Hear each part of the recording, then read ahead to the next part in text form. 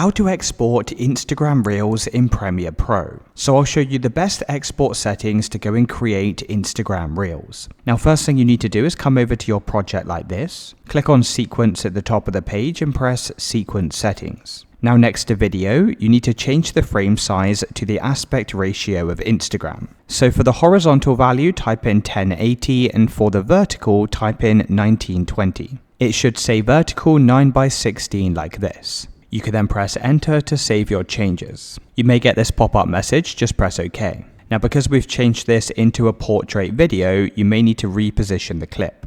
So you can go and click on your video like this, and over on the right hand side you can adjust the position of the video. So you may need to move this to the left or to the right in order to fit the page like so. Now once you're finished, we're ready to export it over to Instagram. So if you press export at the top of the page, make sure the format's set to H.264 like this. Click on the drop down next to video and then click on the match source button. Now scroll down the page to more and click on this. Scroll down to render at maximum depth and turn this on. Also use maximum render quality, make sure this is turned on. You can then scroll all the way down this page until you see the bitrate settings. Now go and increase the target bitrate all the way over to 50. You could then click on export to export your Instagram reel.